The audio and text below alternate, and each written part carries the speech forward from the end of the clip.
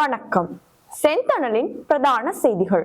விரிவான செய்திகளுக்கு முன் தலைப்புச் செய்திகள். திருகோணமலை கடற்றொழில் குடும்பங்களின் வாழ்வாதாரம் குறித்து முன்வைக்கப்பட்டுள்ள கோரிக்கை. மட்டக்களப்பில் அனுஷ்டிக்கப்பட்ட லசந்த விக்ரமதுங்கவின் 17வது ஆண்டு நினைவு தினம். கண்டியில் பதிவான நிலநடுக்கம் உடனடியாக வெளியேற்றப்பட்டுள்ள மக்கள். பாடசாலைகளுக்கு விடுமுறை, ஆரம்பமாகும் உயர்தர பரீட்சை. யாழ்ப்பாணம் உள்ளிட்ட பல பகுதிகளில் பலத்த மழைக்கு வாய்ப்பு, நாகமுத்து பிரதீபராஜா தெரிவிப்பு. அதிக நேரம் காத்திருந்த மக்களை அலைக்கழிக்கும் அரச பேருந்து, யாழ் மக்கள் விசனம். கடல் சீற்றத்துக்கு மத்தியில் இலங்கை எல்லைக்குள் நுழைந்த இந்திய கடற்றொழிலாளர்கள். வீடொன்றில் இருந்து மாணவன் சடலமாக மீட்பு. யாழில் வீடொன்றில் பல லட்சம் நகைகள் கொள்ளை. கிணற்றில் விழுந்து 3 வயதான குழந்தை பலி. அரசியல் கைதிகளாக கருதப்படும் கைதிகளை விடுவிக்கும் வெனிசுலா. அமெரிக்க செனட்டரின் பேச்சால் பரபரப்பு, ஈரானில் தொடரும் பதற்ற நிலை. தொடர்வன விரிவான செய்திகள். திருகோணமலை வீரநகர் கரையோர பகுதிகளில் அதிக காற்று மற்றும் கடல் அலை சீற்றம் காரணமாக கரையோர பகுதியில் உள்ள கடற்றொழிலாளர்களின் வாழ்வாதாரம் பாதிக்கப்பட்டுள்ளதாக அந்த பகுதியின் கரையோர கடற்றொழிலாளர்கள் கவலை வெளியிட்டுள்ளனர். குறித்த கரையோர பகுதியில் ஏற்கனவே 4 வீடுகள் கடல் சீற்றம் காரணமாக தாளிறங்கி சேதமாக்கப்பட்ட நிலையில் ஒரு பகுதிக்கு மாத்திரம் கடலரிப்பை தடுக்க கருங்கலிடும் நடவடிக்கை இடம்பெறுகிறது. ஆனால் குறித்த கரையோரம் 500 மீட்டருக்கு மேலான தூரத்தை கொண்டுள்ளது. இதனால் முழுமையான கடலரிப்பை தடுத்து தங்களின் குடியிருப்புகளை பாதுகாக்க நடவடிக்கை எடுக்குமாறு கடற்றொழிலாளர்கள் கோரிக்கை விடுத்துள்ளனர். இந்த தொடர்பாக மேலும் தெரிவித்த அந்த பகுதி கடற்றொழிலாளர்கள், தற்போது வரை எங்களுக்கு அரசாங்கம் ஊடாக எவ்வித உதவியும் கிடைக்கப்பெறவில்லை. டிட்வா புயல் காரணமாக பாதிக்கப்பட்ட நிலையில் கடல் தொழிலுக்காக இன்னும் 2 மாத காலம் செல்லவில்லை. கடலை நம்பி வாழ்கிறோம். எமது மனைவி பிள்ளைகள் எங்களை நம்பி இருக்கிறனர்.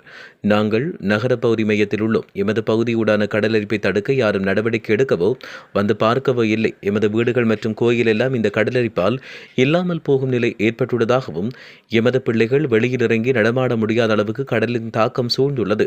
மீண்டும் ஒரு அபாய நிலையை எதிர்நோக்கி இருக்கிறோம். நாங்களும் இந்த நாட்டு பிரஜை என்ற வகையில் எமக்கு உதவி செய்ய யாரும் முன்வரவில்லை.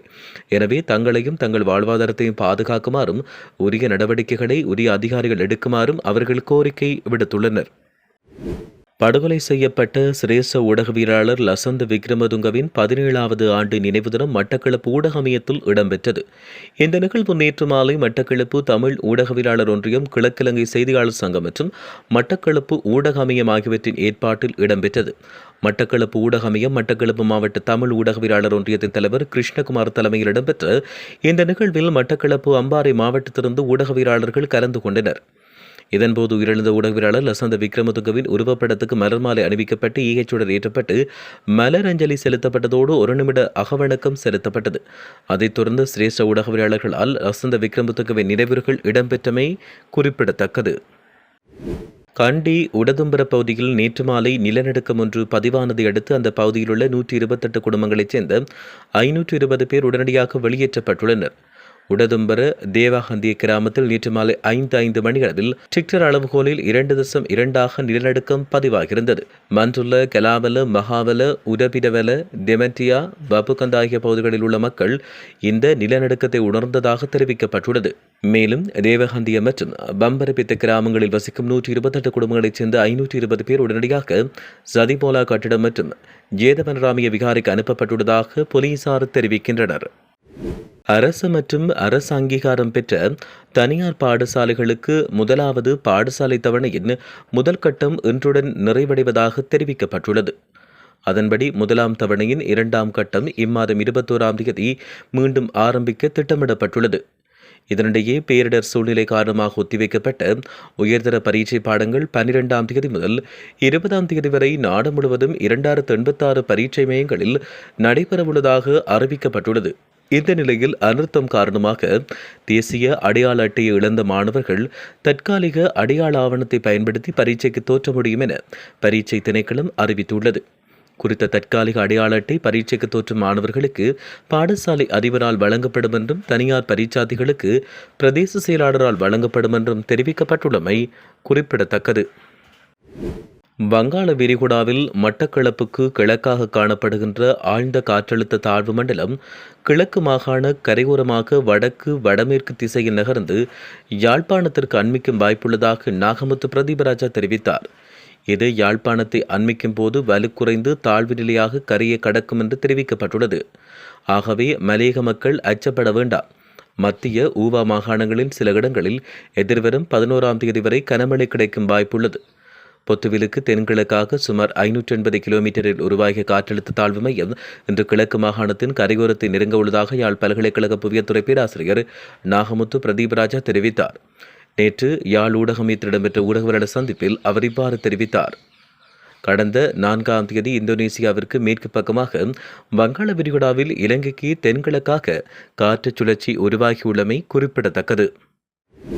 பருத்தித்துறை பகுதியிலிருந்து காலை 8:30க்கு கேவில் நோக்கி புறப்பட்ட அரச பேருந்து மருதங்கடியில் 40 நிமிடங்களுக்கு மேலாக தரித்து நிற்பதால் பயணிகள் பாதிக்கப்பட்டுள்ளதாக தெரிவிக்கப்படுகிறது. குறிப்பாக குறித்த அரச பேருந்தானது அதிக நேரம் காத்திருப்பதால் ஏனைய பேருந்துகள் மற்றும் ஆட்டோ சாரதிகள் பாதிக்கப்படுவதாக தெரிவிக்கப்பட்டுள்ளது. நேரத்தை கடைபிடிக்காமல் தான் தோன்றித்தனமாக மக்களை அலைக்கழிக்கும் அரச பேருந்து மீது நடவடிக்கை எடுக்குமாறும் இலங்கை போக்குவரத்து சபை இது தொடர்பில் அவதானம் செலுத்துமாறும் பயணிகள் கேட்டுக்கொண்டுள்ளமை குறிப்பிடத்தக்கது. கடல் சீற்றம் காரணமாக கடற்றொழிலாளர்கள் கடலுக்கு செல்ல வேண்டாம் என்று அறிவிக்கப்பட்டுள்ள நிலையில் முல்லைத்தீவு கடற்பரப்பில் இந்திய இழுவைமடி படகுகள் அத்துமீறி மீன்பிடி நடவடிக்கையில் ஈடுபட்டு வருவதாக குற்றஞ்சாட்டப்பட்டுள்ளது. முல்லைத்தீவு உள்ளிட்ட கரையோர பகுதிகளில் உள்ள கடற்பகுதியில் சீரற்ற காலநிலையால் கடல் கொந்தளிப்பாக காணப்படுகிறது. இதன் காரணமாக கடற்றொழிலாளர்கள் கடலுக்கு செல்லவில்லை. இதை சாதகமாக பயன்படுத்தி இந்திய இழுவைமடி கடற்றொழிலாளர்கள் முல்லைத்தீவு கடற்பரப்பிற்கு 1 கிலோமீட்டர் கரைக்கு அண்ணளவாக வருகை தந்து மீன்பிடியில் ஈடுபட்டு வருவதாக தெரிவிக்கப்பட்டுள்ளது. வாழ்வாதாரத்தை இழந்து போராடும் இலங்கை கடற்றொழிலாளர்களுக்கு சொந்தமான கடல் வளம் அவர்களின் கண்முன்னே சட்டவிரோதமான முறையில் அழித்துச் செல்லப்படுவதாக குறிப்பிடப்படுகிறது.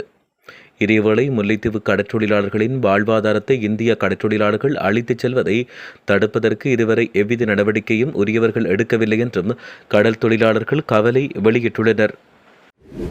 வீடொன்றில் இருந்து பாடசாலை மாணவன் ஒருவர் சடலமாக மீட்கப்பட்டுள்ளார். அம்பாறை மாவட்டம் சாய்ந்தமருது காவல்துறை பிரிவுக்குட்பட்ட பகுதியிலிருந்தே மாணவன் சடலமாக மீட்கப்பட்டார். நேற்று இரவு படுக்கைக்கு செல்வதாக கூறிவிட்டு அறைக்கு சென்ற பாடசாலை மாணவன் இன்று காலை உயிர் மாய்ப்பு செய்து சடலமாக மீட்கப்பட்டார். அவர் தவறான முடிவெடுத்து உயிர் மாய்த்திருக்கலாம் என்று காவல்துறையினர் சந்தேகம் வெளியிட்டுள்ளனர். 16 வயதுடைய குறித்த மாணவர் கடந்த 6 மாதங்களாக மன அழுத்தத்துக்குள்ளாகிய நிலையில் அதற்காக சிகிச்சை பெற்று வந்ததாக காவல்துறையினர் தெரிவித்தனர். எவ்வாறாயினும் அவருக்கு மன அழுத்தம் ஏற்பட்டமைக்கான காரணம் மற்றும் மாணவனுடைய மரணம் தொடர்பில் மேலதிக விசாரணைகளை சாய்ந்தமருது காவல்துறையினர் முன்னெடுத்து வருவதாக தெரிவிக்கப்பட்டுள்ளமை குறிப்பிடத்தக்கது. வீட்டில் இருந்தவர்கள் உறங்கிக் கொண்டிருந்த சந்தர்ப்பத்தை பயன்படுத்தி 21 பவுன் நகைகள் களவாடப்பட்டுள்ளதாக தெரிவிக்கப்படுகிறது. இந்த சம்பவம் யாழ்ப்பாணம் கரவட்டி மத்தி கோவில் சந்தை பகுதியில் நெல்லியடி கொடிகாமம் வீதியில் உள்ள வீடொன்றில் இடம்பெற்றுள்ளது. நேற்று நள்ளிரவு இந்த சம்பவம் இடம்பெற்றது. வீட்டில் இருந்து மூவரும் உறக்கத்திருந்த சமயம் வீட்டின் கதவின் பூட்டை உடைத்து உள்நுழைந்த திருடர்கள் அங்கிருந்து 21 பவுன் தங்க நகைகளை களவாடிச் சென்றுள்ளதாக தெரிவிக்கப்பட்டுள்ளது. இந்த சம்பவம் தொடர்பில் நேற்று காலை நெல்லியடி காவல் நிலையத்தில் முறைப்பாடு செய்யப்பட்டுள்ளது. காவல்துறையினர் இது தொடர்பிலான மேலதிக விசாரணைகளை மேற்கொண்டு வருவதாக தெரிவிக்கப்பட்டுள்ளமை குறிப்பிடத்தக்கது. பேருவள மக்குன அக்கரமலை புதிய வீதி பகுதியில் கிணறொன்றில் விழுந்து 3 வயது குழந்தையொன்று உயிரிழந்துள்ளதாக தெரிவிக்கப்பட்டுள்ளமை குறிப்பிடத்தக்கது. பயாகல காவல்துறையினர் இந்த விடயத்தை தெரிவித்துள்ளனர். குழந்தை வீட்டில் விளையாடிக் கொண்டிருந்த போது திடீரென்று காணாமல் போனதால் குடியிருப்பாளர்கள் சுற்றிய வீடுகளில் தேடி பயாகல காவல் நிலையத்தில் முறைப்பாடு அளித்தனர். அதைத் தொடர்ந்து விசாரணை தொடக்கப்பட்டதோடு காவல்துறையினர் சம்பந்தப்பட்ட வீட்டில் சோதனை செய்தனர். அதன்போது வீட்டின் பின்னால் உள்ள பாதுகாப்பற்ற கிணறொன்றில் குழந்தையின் உடல் மிதப்பது கண்டுபிடிக்கப்பட்டது. இந்த நிலையில் பயாகல காவல்துறையினர் மற்றும் திடீர் மரண விசாரணை அதிகாரி உள்ளிட்ட குழுவினர் சம்பவ இடத்துக்கு விரைந்து ஆரம்பகட்ட விசாரணைகளை மேற்கொண்டு வருகின்றனர். உயிரிழந்த குழந்தை சம்பந்தப்பட்ட குடும்பத்தின் 2வது குழந்தையான முகமது ரிஸ்வான் முகமது அயன் என்று காவல்துறையினர் தெரிவித்துள்ளமை குறிப்பிடத்தக்கது.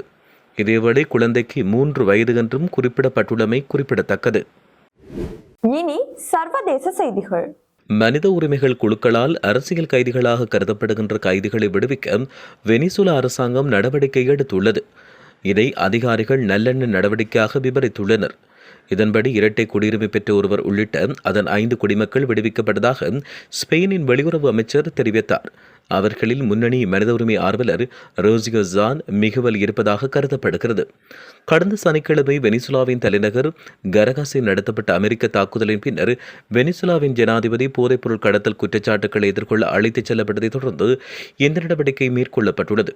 வெனிசுலாவில் அரசியல் கைதிகளை விடுவிப்பது என்பது அமெரிக்காவின் நீண்டகால கோரிக்கையாகும். இந்நிலையில் வெனிசுலாவின் இடைக்கால ஜனாதிபதி முன்னாள் மதுரோவின் காவலுக்கு பொறுப்பான ஜெனரலை பதவி நீக்கம் செய்துள்ளார். வெனிசுலா சிறையில் நூற்றுக்கணக்கான அரசியல் கைதிகள் தடுத்து வைக்கப்பட்டுள்ளனர். இதுவரை ஒரு சிலரை விடுவிக்கப்பட்டதாக தெரிவிக்கப்படுகிறது. ஈரானில் நடைபெற்று வருகின்ற மக்கள் போராட்டங்களை அரசு வன்முறையால் அடக்க முயன்றால் கடுமையான விளைவுகள் ஏற்படலாம் என அமெரிக்காவின் குடியரசுக் கட்சி செனட்டர் லிண்ட்சே கிரஹாம் எச்சரிக்கை விடுத்துள்ளார். ஈரானின் உச்ச தலைவர் அயதுல்லா அலி கமேனியை கொல்லவும் அமெரிக்க ஜனாதிபதி டொனால்ட் ட்ரம்ப் தயங்க மாட்டார் என்றும் அவர் தெரிவித்தார். ஃபாக்ஸ் நியூஸ் தொலைக்காட்சிக்கு அளித்த பேட்டியில், உங்கள் நாட்டின் மக்களை சிறந்த வாழ்வாதாரத்துக்காக போராடும் நிலையில் அவர்களை தொடர்ந்து கொன்று கொண்டிருந்தால் அதற்கு டொனால்ட் ட்ரம்பின் பதில் மிக கடுமையாக இருக்கும் என்றும் கிரஹாம் கூறியுள்ளார். தன் சொந்த மக்களை கொன்று உலக அமைதிக்கு அச்சுறுத்தலாக விளங்கும் அயதுல்லா ஒரு தீவிர மதவாத ஆட்சியாளர் என்றும் தெரிவிக்கப்பட்டுள்ளது. இத்துடன் செய்திகள் நிறைவடைகின்றன. வணக்கம்.